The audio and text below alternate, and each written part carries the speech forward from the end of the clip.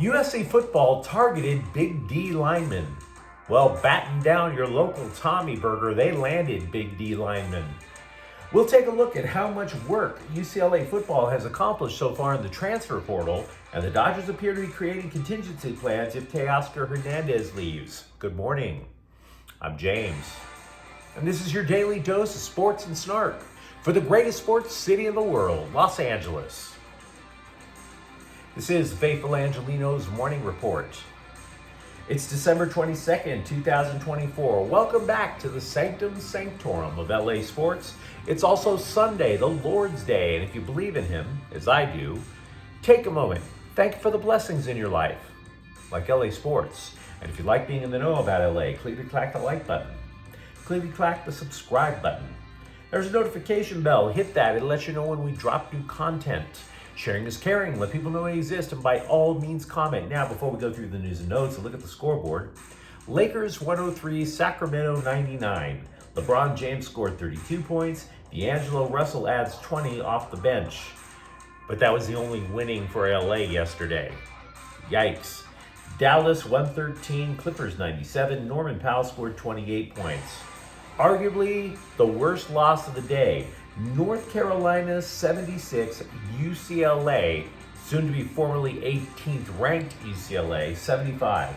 The Bruins cough up a 16-point lead that they had with about 13 minutes to go. Tyler Bilodeau scored 26 points to lead the Bruins. Now, if you're wondering what could have saved the Bruins from themselves, I can give you two reasons.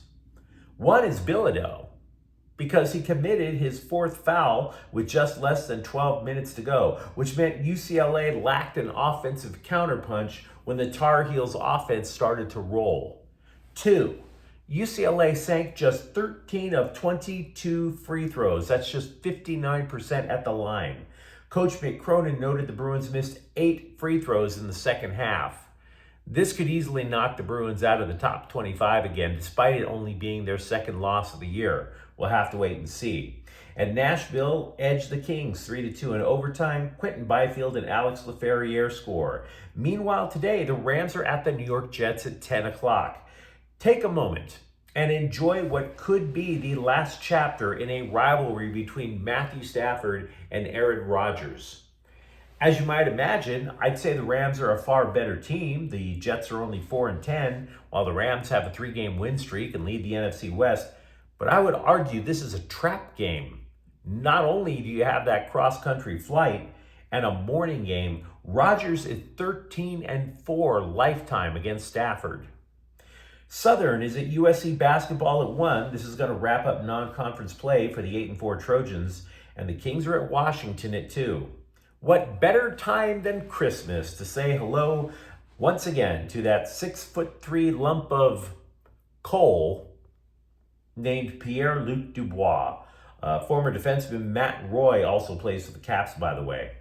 And a side note before we get to the news. I know the Chargers don't play today, but I want to remind you, if Miami and Indianapolis both lose, the Chargers get qualified for the NFL playoffs. And now let's get to the news. If there is one thing we need over at USC, it is a different word in the English language than commit. Wouldn't you say? It's gotten to the point of hysteria. How many Trojans players have all the loyalty of a Tinder hookup? I bring this up for two reasons. One, former USC defensive lineman Bear Alexander has committed to Oregon. And I'll pause while you get the laughter out of your system over that. Committed. Bear Alexander. Sure. The other reason is that USC has landed not just one, but 2 replacements for Bear Alexander in the transfer portal. Jamal Jarrett, formerly of Georgia, is the second former SEC lineman to come west in the last 3 days. Now, the Trojans' defensive line last year, honestly, they put up a hell of a fight, but they were obviously absolutely undersized. Now, They're going to have Keyshawn Silver, who committed a couple of days ago, 338 pounds. Jarrett tips the scale over at 350. Good luck running inside on those guys. Now, to be clear, Jarrett needs some polish. He only played 16 games in Georgia over 2 years for a reason. But let's be real. Might still makes right on the defensive line. Obviously, defensive line coach Eric Henderson has taken a liking to recruiting. But the question remains what Henderson and defensive coordinator Danton Lynn will do schematically with these two fellas in the middle of the defensive line. The Trojans ran a 4-2-5 last year, right? But it wasn't necessarily a traditional 4-2-5. One of the ends didn't have a hand in the turf. So what they would do is the Trojans would bring up an edge rushing linebacker to play on D-line, so to speak. Do you have 3 down linemen and bring up an extra linebacker on the edge again? Or do you just build this massive 4-man wall on the interior and try to force people to run to the outside? It's a decent question.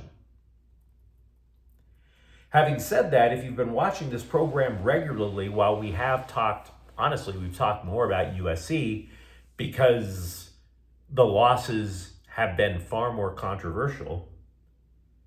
You would know, though, that UCLA football coach Deshaun Foster has not taken missing a bowl game as an excuse for downtime. Far from it. UCLA's coaching staff have added 11 people in the transfer portal. It is still true they've lost more people in the transfer portal, but 247sports.com currently ranks the Bruins as having the 11th best portal class in the nation. That ain't bad. Now, overall, I'm not going to claim it's elite talent, but I dang sure would label it competent talent. They're all in that 3-star range. The incoming group, well, let's put it this way. You might recall that going into last season, the Bruins high school recruiting class graded out as the 2nd worst in the Big Ten. Do you recall that? The incoming portal group for next year ranks 4th in the conference. So this is good news if you're a UCLA fan. It really is. But it's tempered by 3 issues that absolutely have to be solved. 1, no quarterback. No experience at quarterback at all. 2, no center to snap the ball to this non-existent quarterback. 3, no running back to take the pressure off of the non-existent quarterback. So there are still some pretty damn gaping holes to fill. Unless UCLA is going to try to make the flying wedge legal again. Sources told The Athletic the Dodgers, while not moving on from Teoscar Hernandez, are considering alternatives because the dude still hasn't decided what to do yet. If you remember the end of last season, he said he wanted to return, but the Dodgers and the player have been at an impasse for quite a while.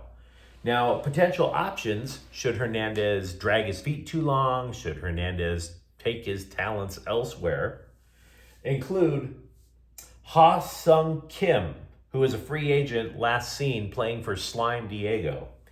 But in addition to that, we have Cubs right fielder Saya Suzuki and White Sox center fielder Lewis Robert Jr. Now, we've obviously added those guys to the Idiot Scribe Dodger rumor board that we've been hyping up for the last few weeks. To be clear, The Athletic is not claiming that the Dodgers are moving heaven and earth to get any of them. Because for all they know, they could wind up getting Hernandez back. Hernandez wants a 3-year deal ranging anywhere from $66 million to $72 million. The hang-up between the two sides is not the length of the contract. It's the money. And remember, the Dodgers are paying a record level of $103 million in luxury taxes this year. And that's with all the deferred money that we had been talking about over the last few weeks.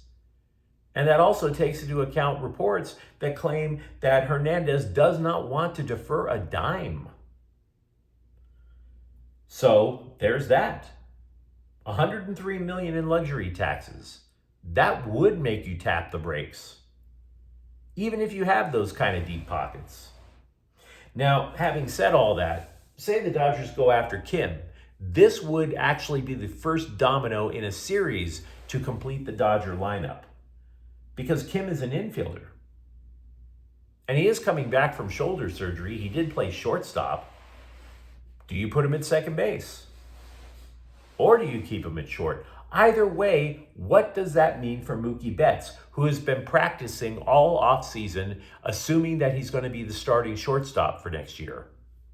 He wants to play shortstop because he thinks that that's going to lengthen his career as opposed to outfield. So yeah, there are alternatives out there. But which one is actually going to keep everybody in the dugout happy? Meanwhile, a guy who covers the St. Louis Cardinals reported that Nolan Arenado, a third baseman, turned down a trade to Houston last week. He has a no-trade clause, by the way, because Arenado, quote, wants to be told no by the Dodgers. That's his first choice. That's where he still wants to go, unquote. The sports world mourned the loss of Rickey Henderson yesterday, the man of steel, S-T-E-A-L, the only player ever to pass 1,000 stolen bases, a 10-time All-Star, and arguably the greatest leadoff hitter in the history of the game. He finished his 25-year Major League career in Dodger blue back in 2003 at the age of 44. Some of you guys know one of my recent work assignments was up in Northern California, and I had the pleasure of witnessing the last Oakland A's home game. Henderson threw out the first pitch. Frankly, didn't look the worse for wear. He was 65. Cause of death, not listed. So rest in peace, former Dodger, although let's be real, that dude was an Oakland A through and through. Former Dodger Rickey Hernandez, one of the great players and great characters of the game. But you let me know what you think in the comments thread. If you look at the transfer portal, are you optimistic more about USC because they're answering defensive line problems? Or are you sitting there going, yeah, UCLA from top to bottom looks pretty damn good? For that matter, what about the Dodger contingency plans over Teoscar Hernandez? And if you enjoyed the content, don't forget to subscribe to Faithful Angelenos. We talk LA sports every single day here. Thank you for watching. I'm James. We'll be back tomorrow. Faithful Angelenos is a Kian Cortel Queso production. Take care.